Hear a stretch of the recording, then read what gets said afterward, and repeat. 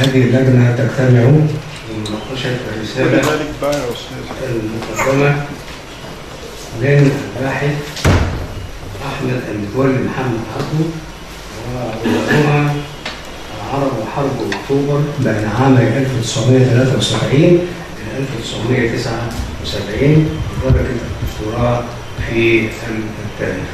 وأحمد المتولي حصل على الليسانس الآداب من قسم التاريخ بجامعة القاهرة هنا في عام 2010 والماجستير في 2018 واجتاز مقررات برنامج الدكتوراه وسجل رسالة تحت إشراف زميلنا الفاضل الأستاذ الدكتور أحمد الشربيني عميد كلية الآداب الأسبق ورئيس أيضا قسم التاريخ.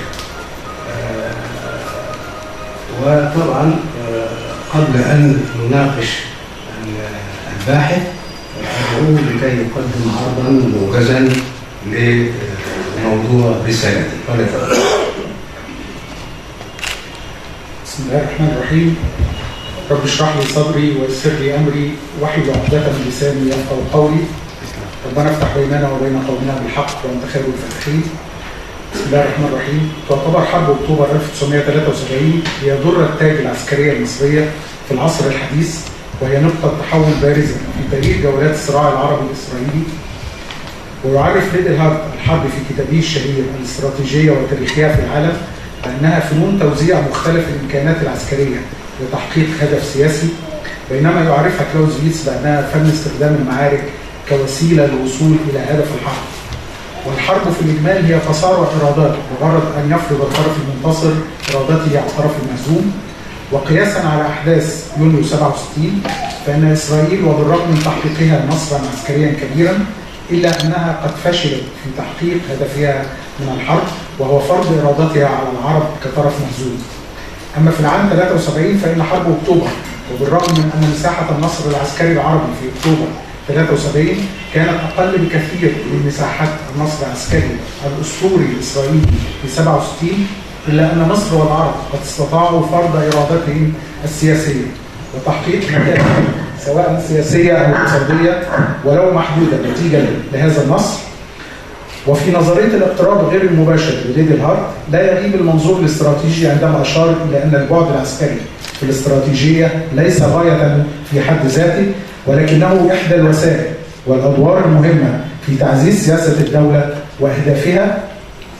وعادة ما يعكف المحللون العسكريون ومراكز الدراسات الاستراتيجية وفلاسفة التاريخ العسكري عقب انتهاء الحروب سواء الإقليمية منها أو العالمية على دراسة وتقييم نتائج تلك الحروب والخروج منها بالجديد في الفكر العسكري ولبحث تطبيق مبادئ الحرب الرئيسية للوقوف على أسباب الهزيمة وعوامل النصر لكل طرف. وكانت حرب أكتوبر في مقدمة الحروب الإقليمية التي دارت في النصف الثاني من القرن العشرين وتناولتها أقلام الدارسين والمحللين العسكريين بالتحليل التفصيلي والنقد الواقعي، وذلك بالإشارة إلى النتائج الإيجابية والسلبية لتلك الحرب.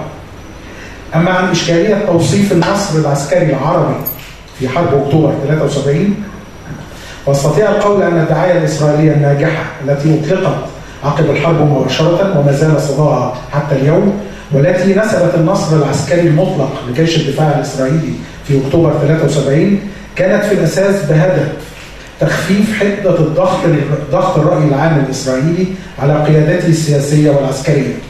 إلا أن الحقيقة العلمية المطلقة التي لا تقبل الشك تؤكد أن النصر العسكري في أكتوبر 73 وتحديدا على الجبهة المصرية كان حليفا للقوات المسلحة المصرية ومن ورائها القوات العربية والعرب جميعا. كما مثلت حرب أكتوبر أيضا ولأول مرة في تاريخ الحروب على مسارح العمليات الصحراوية المفتوحة تحقيق مبدأ المفاجأة الكاملة، حيث يصعب إخفاء التجميع الرئيسي للقوات على المستويين التعبوي والاستراتيجي، هذا إلى جانب عنصر المفاجأة الاستراتيجية التي حققتها خطة الدفاع الاستراتيجي. أيضا فقد أرغمت عمليات حرب أكتوبر القوات الإسرائيلية التحول لاتخاذ الدفاع الاستراتيجي ولأول مرة في تاريخها، وإدارة عملية دفاعية استراتيجية على اتجاهين استراتيجيين في توقيت متزامن ومجابهة العرب جميعا. الأمر الذي أفقد القيادة العسكرية الإسرائيلية تحقيق عنصر المبادئة الذي يعتبر أهم ثوابت العقيدة القتالية الإسرائيلية.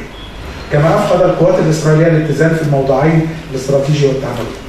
أيضا كان الدعم العسكري والاقتصادي العربي بمعارك أكتوبر المجيدة بالغ الأثر في تحقيق النصر، وذلك رغما عن أن التضامن العربي كان مؤقتا إلا أنه أحدث تغيرا جذريا في حرب أكتوبر، ولولا هذا التضامن لما اكتمل تحقيق نصر أكتوبر.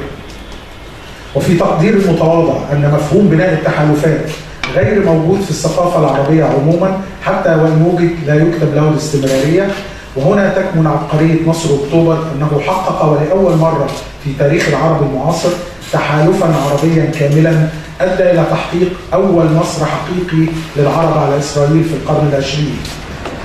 وكما قال الرئيس السادات: نعم سوف يجيء يوم نجلس فيه لنقص ونروي ماذا فعل كل منا في موقعه، وكيف حمل كل منا أمانته وأدى دوره، وكيف خرج الأبطال من هذا الشعب وهذه الأمة في فترة حالكة ساد فيها الظلام يحملوا مشاعل النور لتضيء الطريق حتى تستطيع أمتهم أن تعبر الجسر ما بين اليأس والرجاء. واليوم وهو أحد تلك الأيام ونحن بصدد تلك الدراسة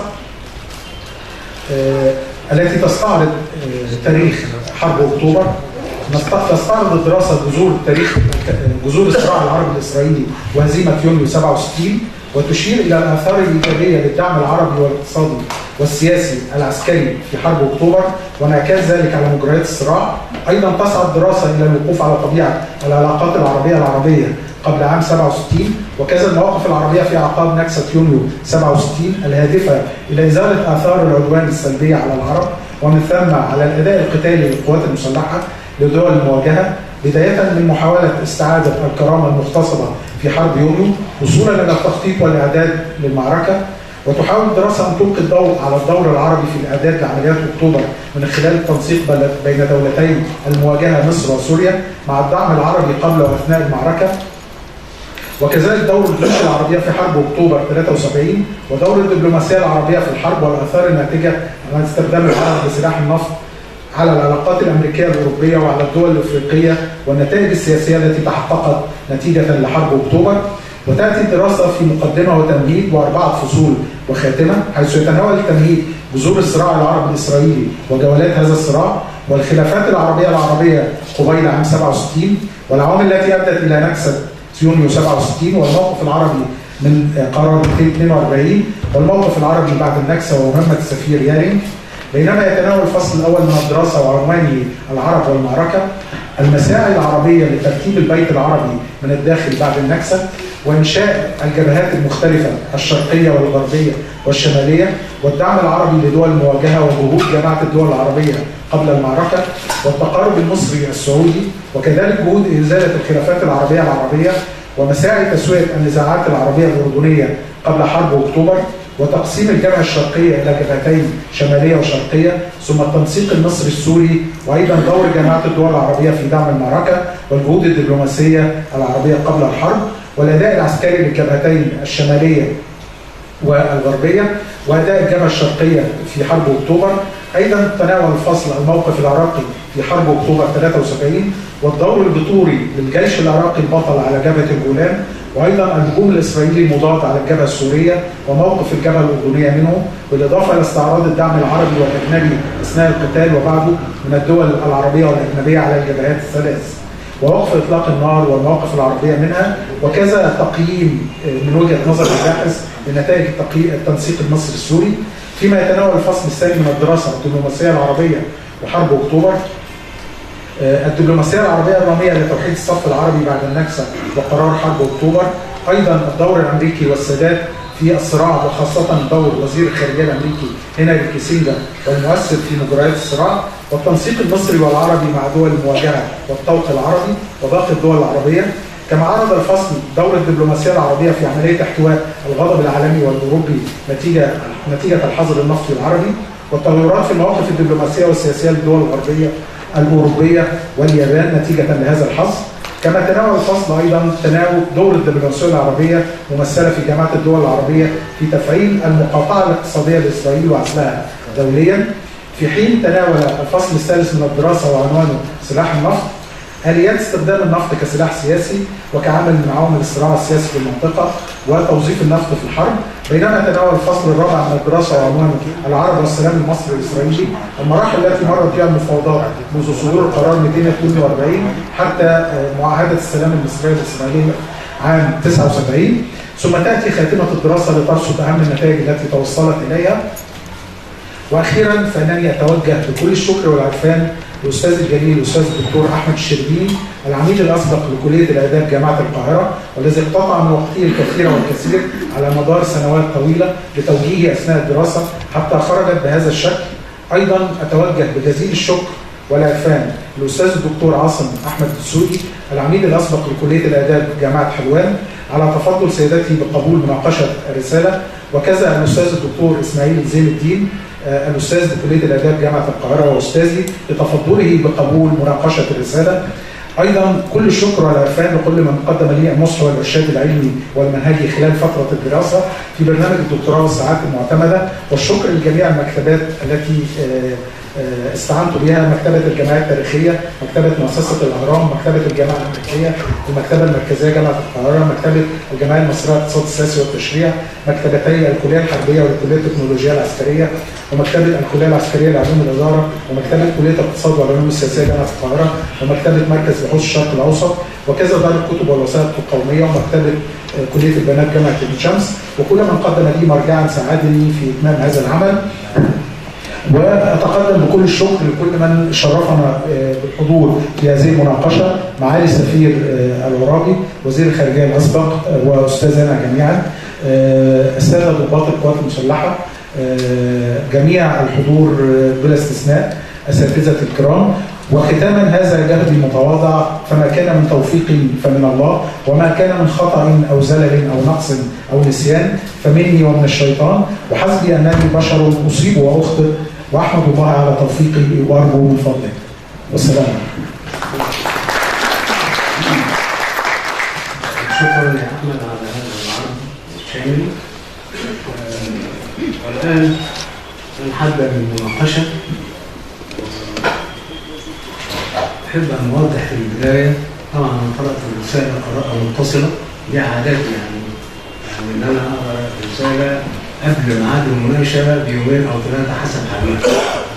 تبقى القراءة المتصلة غير القراءة المتقطعة التي يفعلها البعض، يعني يقرأ 20 صفحة وبعدين يجيك أسبوع وبعدين يقرأ 30. الأمور تطول، لكن يعني أنا من النوع اللي يقرأ قراءة متصلة، ولهذا فملحوظاتي بتبقى في محلها إلى حد ما. أنا عايز أقول لك يعني أنا هنيت على هذا الجهد الكبير، وفي نفس الوقت على هذه المغامرة أن تكتب في موضوع معاصر. ولكن طبعا التاريخ المعاصر له محاذير في الكتابة، لأنه يحتاج إلى مصادر، والمصادر أحيانا تبقى غير متاحة. يعني على سبيل المثال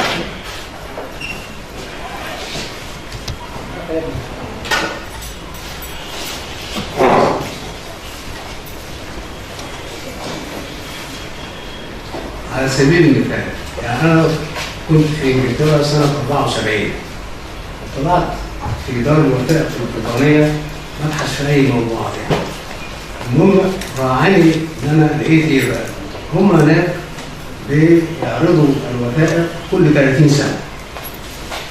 كل 30 سنة يجي في أول يناير من السنة يعد 30 سنة سابقة ويقول لك إيه الملفات أصبحت متاحة للاطلاع. ومع ذلك تلاقي في أمام بعض الملفات في نجمة كده، تحت النجمة ستيل كلوز، ما تزال مغلقة، مع إن مر عليها 30 سنة. ليه؟ لأن كشفها ممكن يؤدي 75 سنة. ده النص، وثائق بريطانيا. 75 سنة. عن 67 مغلقة 75 سنة عشان تكون الأجيال كلها عصرت والتي ثلاثة تكون انتهت ومحدش بقى يكشف الطور الأمريكي في الموضوع والسفينة ليبرتي والحاجات ديت إيه كلها. فهنا بيبقى المشاكل في البحث عن وثائق متاحة للاطلاع. فنقطة أخرى، عندك المصطلحات اللي أنت بتستخدمها يعني غير واضحة عندك. أنت حتى دلوقتي في العرض تقول نكسة يونيو وتقول هزيمة يونيو، اختار لك حاجة يا نكسة يا هزيمة، شوف لك إيه، شوف لك حاجة في الموضوع ده. يعني مفيش حاجة هزيمة مرة نكسة، قول لنا إيه هي القصة، اختار اللي أنت خليك بعدين، مش عشان إيه، ما هو مش حسب ما بتنقل، ما هو أنا هنقل بس أنا ليا موقف لازم يبقى محدد في الرسالة، ويبقى على طول المصطلح اللي أنا بستخدمه يبقى مستمر إيه معايا، ما يبقاش مرة كده ومرة كده، يعني عايز تراضي دول وتراضي دول، لا ما ينفعش إيه هذا الكلام. أيضا أنت تعتمد في شغلك على مذكرات سياسيين عاصروا الأحداث، لكن المشكلة إن هم نشروها في حياتهم. هذه المذكرات كاذبة غير صادقة. ليه بقى؟ اللي بينشر مذكراته على حياته ما بيقولش الحقيقة، بيتكلم عن الغير ولا يتحدث عن نفسه. الغير مخطئين وهو اللي كان وحيد على صواب. المذكرات الحقيقية اللي هي ايه؟ صاحبها بيكتبها ويرميها، بينفس عن نفسه لكن مش للنشر. والنموذج في تاريخنا الحاجات دي يبدأ بمذكرات سعد زغلول مثلا، لما يعترف فيها أن نتمكن منه داء الخمر ولعب القمار، أن هو كان بيكتب ده يتنشر، في ساعتها يفضح نفسه. بالك اعترافات كتيرة لما كون الوفد وراحوا فرساي علشان يحضروا المؤتمر ولقوا الابواب مقفوله وانضحك عليهم بعد ما سمحوا لهم انهم يحضروا، كان خلص المؤتمر. كتب ايه بقى هو في المذكره بتاعته؟ لقد فشلنا ولابد ان نعترف بهذا. كاتب كده في مصر.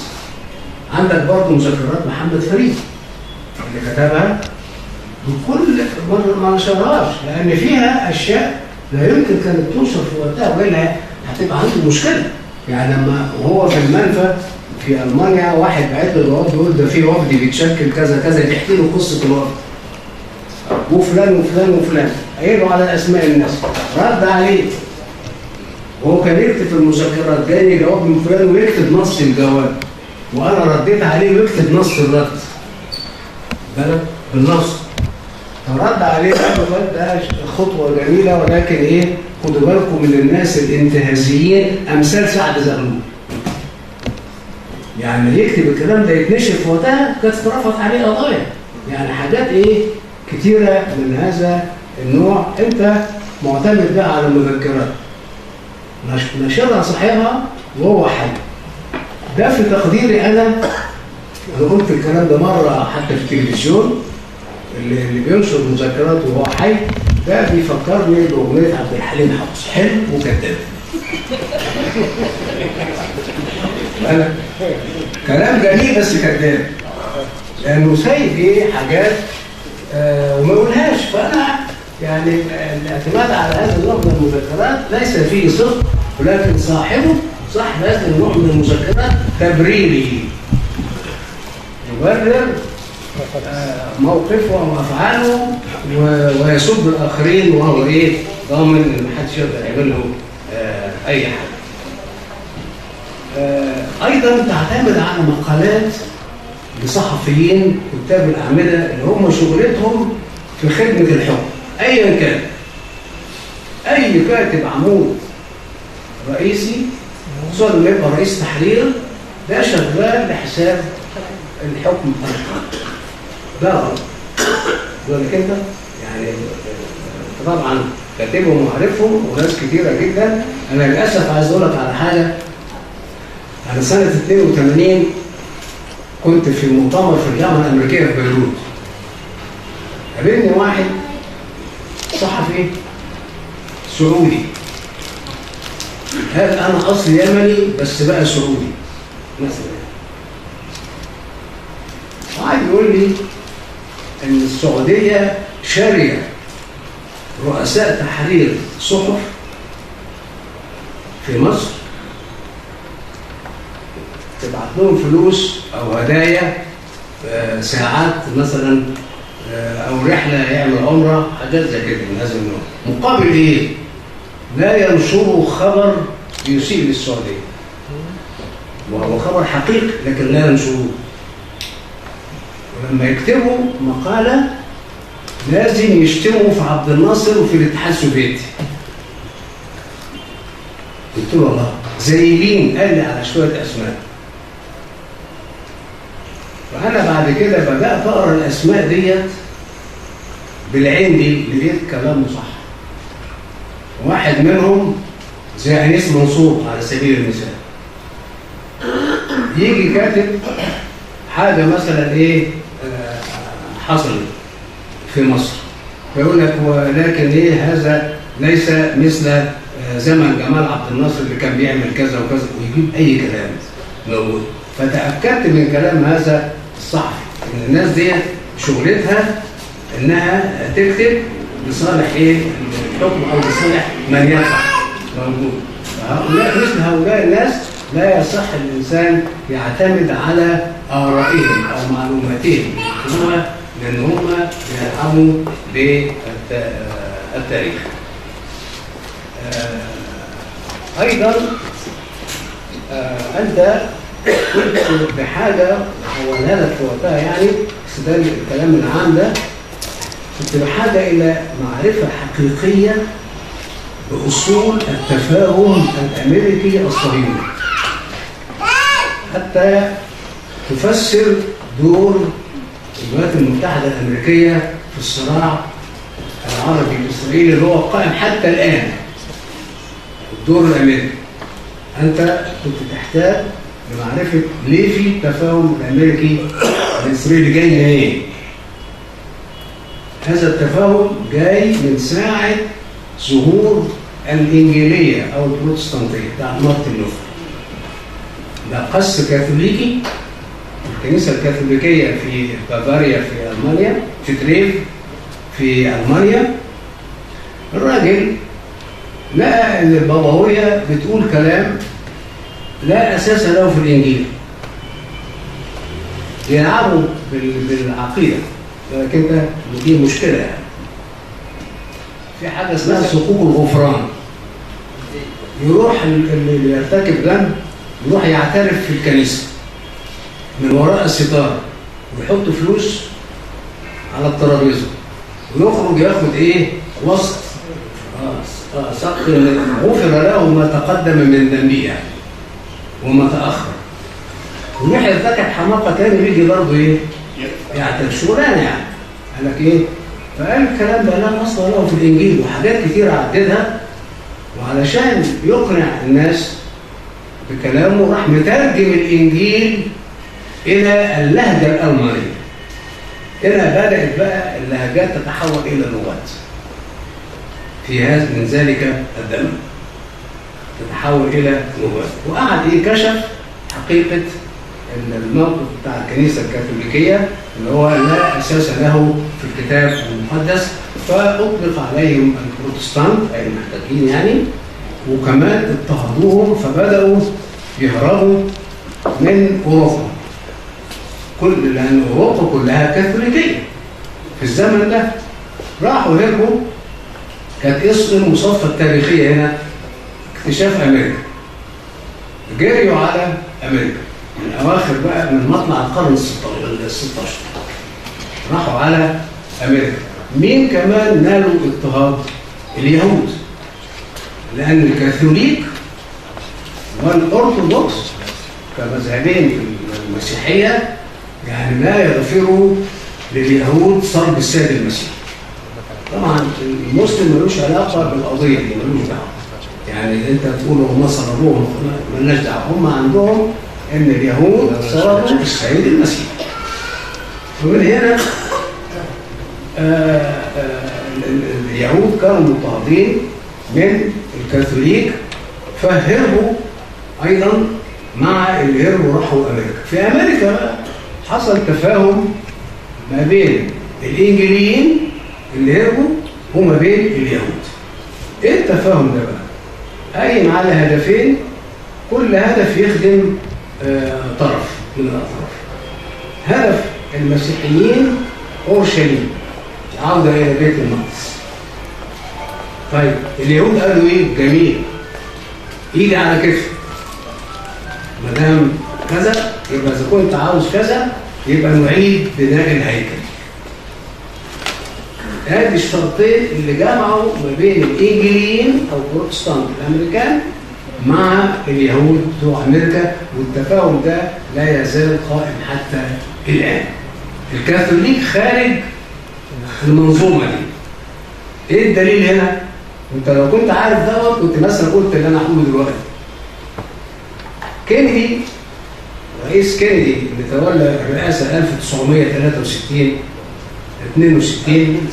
62 خدت بالك، كان متفاهم مع جمال عبد الناصر على موضوع فلسطين وحق فلسطين مش عارف ايه ده. فكانت النتيجه ايه؟ ضربوه بالنار، خلصوا. ليه؟ لان كينيدي كان كاثوليكي وليس انجيلي. لما انتشرت الانجيليه في انجلترا في ناس ما امنوش بيها، هو اقليه كاثوليك. لما بقى اقليه في وسط الانجليين هربوا من اضطهاد الحكومه نفسها والملكيه البريطانيه وراحوا على امريكا. كان من ضمنهم ايه؟ عيله كينيدي. كمان هتلر ليه كان بيعادي اليهود؟ مش علشان فقط السبب المالي اللي هو التعامل بالربا. اليهود كانوا لا يتعاملوا بالربا فيما بينهم، لكن يراقبون الاخرين الموجودين وتعاملوا مع اعداء المانيا. فمن هنا هتلر وقف ضدهم، لان هتلر كان كاثوليكيه، كان من الاقليه الكاثوليكيه في المانيا. اضطهادهم حصلت بقى المذابح اياه ديت الموجوده، وقال ان هم قتلوا السيد المسيح. ومن هنا جاءت علامه الصليب المعقوف اللي هي النازيه ان وزد في الوسط. ايه الصليب المعقوف ده؟ صلب السيد المسيح. معقوف يعني ايه؟ مكسور. مين اللي كسره؟ فإلى ده كان لازم الاصول دي تبقى موجوده عشان تفهم ليه السياسه الامريكيه حتى اليوم موقفها مع اسرائيل بطريقه او باخرى، واللي يخرج عن كده لا، زي ايه ما شفنا كينيدي. ومن التاريخ ده ما يجيش كاثوليكي رئيس لامريكا، لازم يبقى انجيلي، او حتى لو جه كاثوليكي لا يعبر عن كاثوليكيته او كراهيته لليهود. فانت كنت بحاجه انك تبقى فاهم ده عشان تفسر ليه الموقف الامريكي وايه شروط التأييد اللي انت كنت فاهمها اللي هم بيأيدوا. لا، كل حاجه ليها اسباب وحاجه ليها محاذير، ولا يمكن يجرؤوا الامريكان حتى اليوم والى الابد طالما ان التحالف ده موجود هناك ان هم يفكروا في القضاء على اسرائيل او تغيير معتقداتهم في الارض اللي هي بيبحثوا ايه عنها. مشكلتك ايضا من القراءه ان انت بتقرا في عندك مراجع كثيره، مصادر عظيمه وكل حاجه مفيش خلاف. لكن ايه المشكله اللي عندك اللي انا عرفتها؟ انك بتلتقط حاجات وتترك حاجات. ليه؟ لان في ذهنك فكره مش عايز تتنازل عنها، وهي التمجيد الموجود. فعلى طول ايه بقى؟ تتحولت في تقديري انا الى كاتب دراما. عارف كاتب الدراما بيعمل ايه؟ بيدخل الموضوع بفكره في ذهنه. مثلا هيعمل تمثيليه عن شخصيه، داخل الموضوع ان الشخصيه دي بطل جميل قوي، بيرجع لمراجع ومصادر، ما بيقولش لا لانه مثلا شخصيه في التاريخ، لكن ينتقي من المصادر دي ما يخدم الفكره، ويلاقي في مواقف تانية ضد فكرته فما يقولهاش. انت عملت ايه؟ يا اما يعني يعمل تبرير ليها كمان. انت عملت كده، خد بالك، نقي اللي يمشي مع الفكره، فكره المجد مش عارف ايه والحاجات دي كلها، وتسيب معلومات ضدها. ده مش ما يبقاش بحث علمي. البحث العلمي، شوف، التاريخ علمي، والعلم مستقل عن السياسة وعن الدين. يعني ايه مستقل عن السياسة وعن الدين؟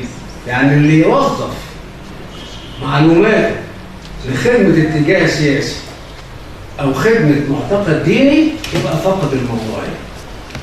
صحيح معتمد على مراجع، لكن ما هنعد اشمعنى خدت دي وتركت دي موجودة. هي دي ايه؟ فطبعا المعلومات اللي انت قلتها لا خلاف عليها طبعا، لكنها ليست كل المعلومات المتعلقة بالموضوع، لأن المعلومات اللي انت أهملتها تسيء إلى الفكرة اللي انت داخل بيها للموضوع، وده يبقى بعيد عن البحث العلمي. وبالتالي فأنا بلاحظ إنه الرسالة في معظمها تقريرية، بالك انت يعني، وليست تقديرية. تقريرية يعني ايه؟ انتقائية، يعني خلاص ما حدش هيشكك فيها، لكن تنتقد وتهمل. وهقول لك انا يعني النماذج اللي انا قلت ده بشكل عام هقول لك في التفاصيل، من ان ايه؟ انك تذكر وقائع لا خلاف عليه، محدش يقدر يكذب الوقائع اللي انت بتحبها، لكن انت اهملت وقائع اخرى التي ادت الى كامب ديفيد والى المعاهده بتاع 79. مهمه الباحث في التاريخ هي التفسير وليس الحكم. التفسير وليس الحكم. ليس مهمتي ان انا اقول ده اشجع الرجال وده لا، خليها في الدراما، لكن انا افسر الموقف على اساس ايه الظروف الموضوعيه المصاحبه اللي ادت لاتخاذ هذا الموقف، دون ان اذكر بقى كلمات من نوع المجيده العظيمه دي تنفي الموضوعيه. يعني انا لا يصح ان انا اكتب مثلا مقال عنوانه ثوره 23 يوليو المجيده، كده خلاص خرجت خارج نطاق المنهج العلمي. اقول ثوره يوليو من كذا الى كذا بس، لكن اقول المجيده يبقى حكمت عليها غلط. انا مش شغلتي الحكم، انا شغلتي اذكر وقائع، والقارئ هو اللي يقول. هو بقى القارئ بناء على ما قدمته من معلومات وتحليلها يقول والله ده عظيم، او لا دي مش عظيم. بس انا بقول لك كل بقى اللي ثوره 19 مش عارفين ثوره ايه، لا انا اقول فقط كده العنوان فقط، ولا احكم في العنوان، لانك انت بتصادر بالطريقه ديت على راي او فهم القارئ لما تكتب. فمهمه البحث في التاريخ هي التفسير وليس الحكم. هنشوف بقى معاك يعني بعض كده القضايا المثارة. يعني هو العنوان في الأول كده العرب وحرب أكتوبر، ده عنوان روائي شوية، يعني ينفع عنوان حلقات في التلفزيون، يعني بشكل عام، عنوان روائي يعني.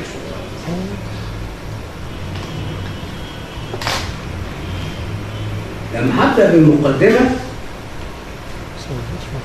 عشان نموذج بس، وبعدها يعني مش هقوله لك، بس انا كاتب بقى يعني الحاجات اللي معلم عليها لما انت تقول في الفقرة الثانية من المقدمة صفحة 2: الصراع العربي الإسرائيلي ليس مجرد صدام مسلح بين طرفين، وإنما هو صراع متجدد وعمق في التاريخ ظهر في أوائل القرن المنصرم. مفيش حاجة اسمها القرن المنصرم، القرن العشرين، لأن ده واحد ممكن يقرأ الكلام ده في القرن 22 يبقى القرن المنصرم عنده ايه 21؟ يعني انت بقى شغال فيه كتير قوي حكايه المنصرم دي. انا احدد اقول القرن مفيش خلاص ايه المنصرم؟ انا مالي؟ انت بتكتب انت بتكتب للتاريخ للزمن.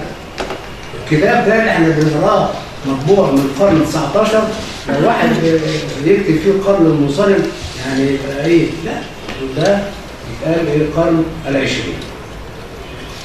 حتى شوف في المقدمه كنموذج متكرر عندك وتستعرض الدراسه الفقره ايه؟ الثالثه: جذور الصراع العربي الاسرائيلي. عظيم. وايه؟ وهزيمه يونيو. جميل. تعال الفقره اللي بعدها في اعقاب نكسه يونيو، هي هزيمه ولا نكسه؟ اختار لك حاجه. هزيمه عسكريه ادت الى النكسه. ما هو انت يا تقول هزيمه عسكريه يا تقول نكسه. انا قلت لك ايه؟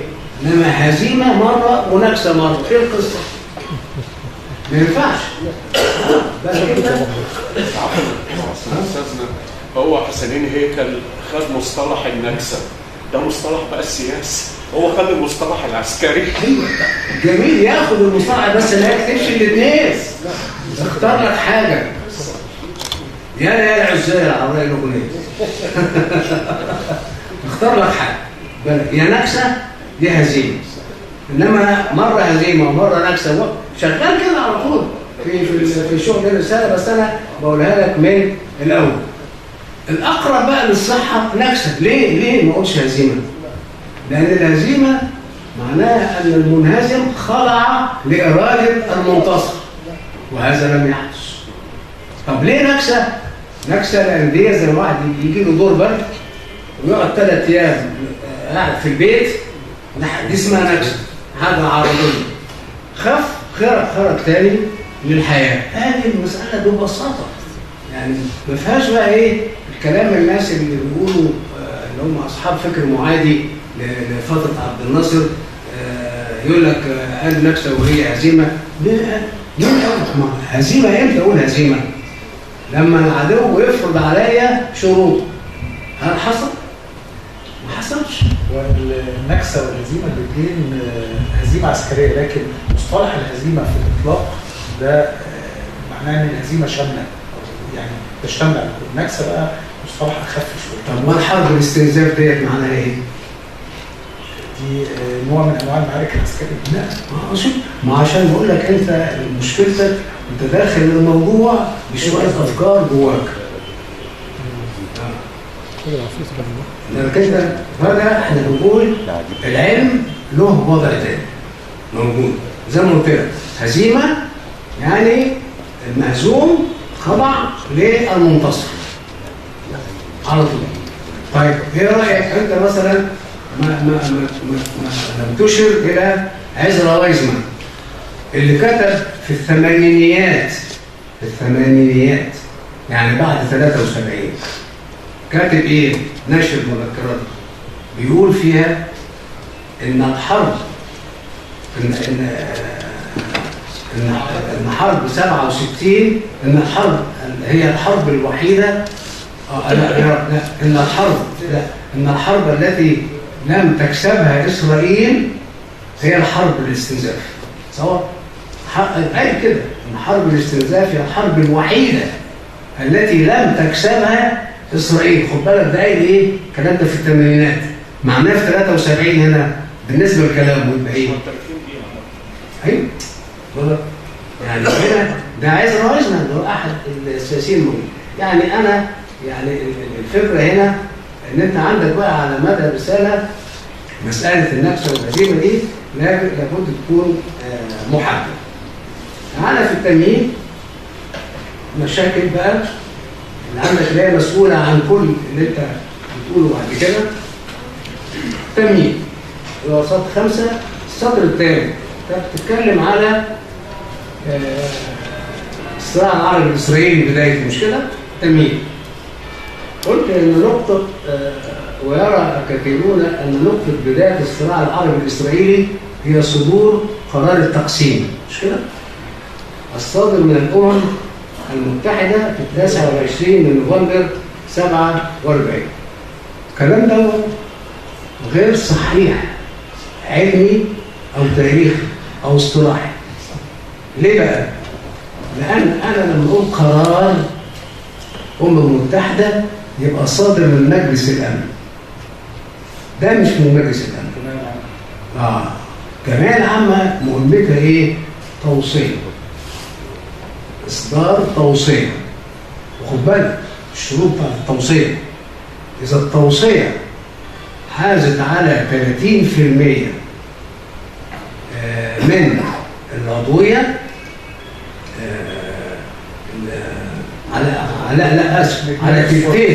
على تلتين العضويه تروح فين؟ لمجلس الامن، عشان مجلس الامن هو صاحب القرار. انما الجمعيه العامه ديت اللي بتضم ناس من كل الدول، ورؤساء الدول لما بيحبوا يزوروا الامم المتحده ما يروحوش مجلس الامن، يروح الجمعيه العامه يقولوا كلمتين كده والناس تسقف ويمشي. لكن ايه؟ كلام غير ملزم. اذا حازت التوصيه على تلتين الاصوات فاكثر طبعا تروح لمجلس الامن لان هو اللي بيصدر القرار.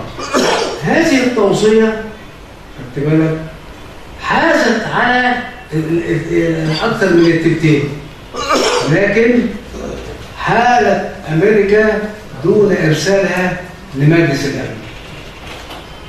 لان ايه؟ لان في مجلس الامن خايفه منين؟ من الفيتو. الفيتو اللي هو الفيتو السوفيتي والفيتو البريطاني، لان بريطانيا كانت ضد التقسيم. بريطانيا كانت فكرتها ايه وهي كانت منتدبه على فلسطين زي ما انت عارف يعني. كانت ايه مهمه بريطانيا؟ لا، بريطانيا تنشئ دوله عامه في المنطقه باللي فيها يهود ومسلمين ومسيحيين عرب وغير عرب، المهم الناس اللي قاعدين في المكان ده. مين رفض هذا الاقتراح؟ اليهود. ليه؟ لأن هم كانوا أقلية.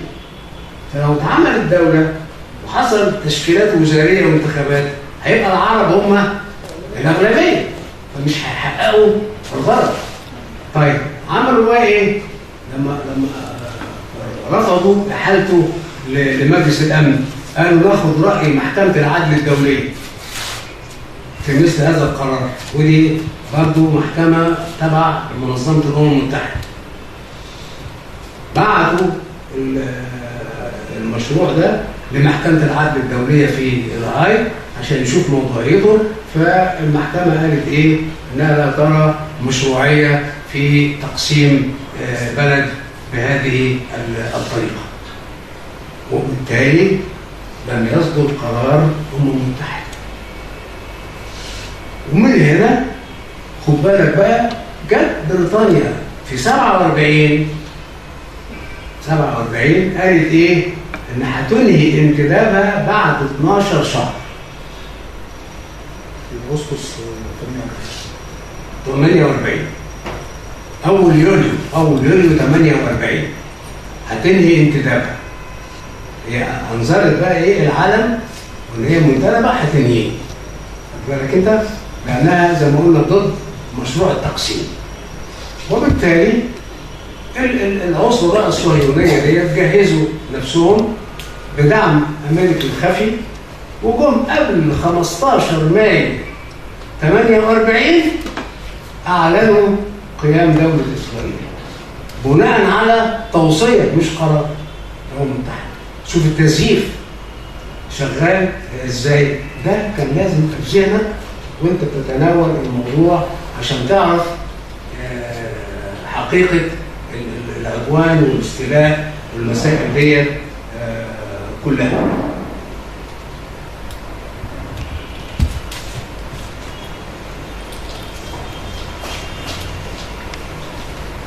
هنا برضو انت في نفس التمهيد ده في اول صفحه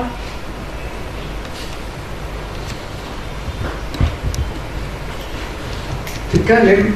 طبعا انت بتقدم كانت النكبه من مصير اصحابها في عام 48، اما في الجوله الثانيه او ما يسمى بالعدوان الثلاثي على مصر فان موازين القوى السياسيه والعسكريه قد اختلفت فيها تماما عما كانت عليه في اربعينات القرن العشرين. مش كده؟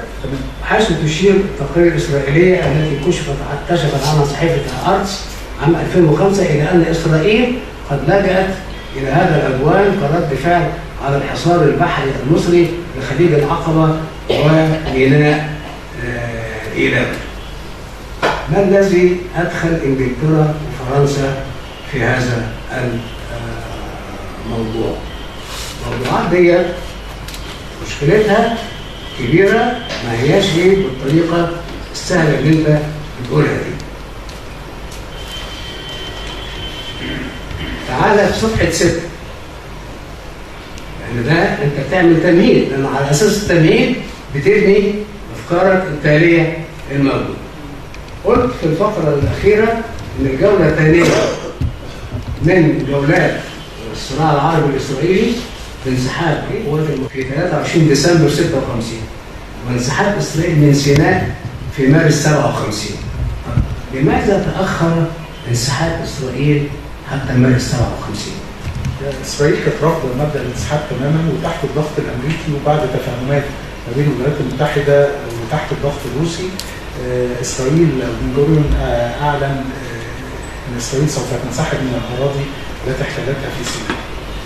ايوه، لا ليه اتاخر لحد مارس؟ بعد التفاهمات كان في تفاهمات تمت ان مصر هتسمح بمرور السفن في خليج العقبه وتدي حريه الملاحه في خليج العقبه، ان هيتم تواجد قوات طوارئ دوليه على الجانب المصري من الحدود ما بين الحدود المصريه والاسرائيليه، ونزع سلاح تيران وشرم الشيخ. بناء على ذلك وبعد الضغط الامريكي اسرائيل انسحبت. اسرائيل كانت رافضه الانسحاب تماما. ما هو ده، ما هي دي القضيه اللي انت برضه بتتناولها دون تمعن. هو طبعا اللي حصل في 56 ده مين السبب في ايقاف العدوان وادانه العدوان؟ مين؟ الاتحاد السوفيتي؟ لا، الولايات المتحده. ليه؟ ما هو انت بقول لك في تفاصيل كانت تدخل في مخك عشان تفهم الاحداث، ما تاخدهاش كده على الجاهز الموجود. امريكا بعد تأميم قناه السويس بدأ التفكير في ضرب هذا القرار بالقضاء على جمال عبد الناصر. خلاص، التأميم 56 زي ما احنا عارفين. بدأت انجلترا وفرنسا واسرائيل يعملوا اجتماعات سريه في مدينه اسمها سيفر في جنوب فرنسا، تحت خالص عشان ما حدش يشوفها. لكن المخابرات الامريكيه اللي منتشره في كل حته شافت 3 دول دول بيعملوا اجتماعات، وطبعا بطرق المخابرات عرفوا ايه اللي بيقولوا، انهم بيدبروا عدوان على مصر الموجوده. خدت بالك؟ هنا على طول الرئيس الامريكي ايزنهاور وقتها وهو جنرال عسكري تعلم الا يحارب في جبهتين في آن واحد. هو كان مشغول وقتها بايه؟ لا، كان مشغول وقتها بالمجر في موضوع خروج المجر من الاتحاد السوفيتي اللي هو ربيع بودابست. فهو مشغول في الجزئيه دي، فمش عاوز يفتح جبهه ثانيه. لما علم بان ال3 دول دول بيمهدوا للعدوان بعت لهم قال لهم لا تفكروا في القيام بالعدوان على مصر. بس مش الكلام بتاعه. طبعا هم رتبوا العدوان ازاي؟ وبالك برضه ذكاء الصياغه في المعاهدات والحاجات دي كلها جايه كلها من اتفاقيه الجلاء بتاعت 54. اتفاقيه الجلاء كانت بتقول ايه؟ من ضمن نصوصها: اذا وقع عدوان على اي بلد في الشرق الاوسط حتى لبريطانيا العوده لقاعده قناه لا يعطي ده الحق لبريطانيا انها تدافع عن هذه الدوله. طبعا هم ما كانوش يقصدوا بالكلام ده اذا وقع مثلا عدوان من لبنان على الاردن مثلا، لا هم يقصدوا اسرائيل اذا وقع عدوان على اسرائيل. ده الاساس، لكن كلام مبهم حتى لا احد يكشف المستور. فمن هنا وطبعا هنا القرار ده لما ضمنوه اتفاقيه الجلاء ونشرت الاتفاقيه بالطريقه دي هوجم جمال عبد الناصر. قلت طب ما انت كده بتفتح الباب للدخول. وكمان قالوا زي معاهده 36 بس قالوا ايه؟ ان المعاهده مدتها 7 سنوات ويجوز في ال10 اشهر الاخيره الدخول في مفاوضات لتعديل اي مصر. لما نشرت بالشكل دوت هوجم جمال عبد الناصر قال طب ما هي ده نفس الكلام بتاع 36 يعني ان هي يعني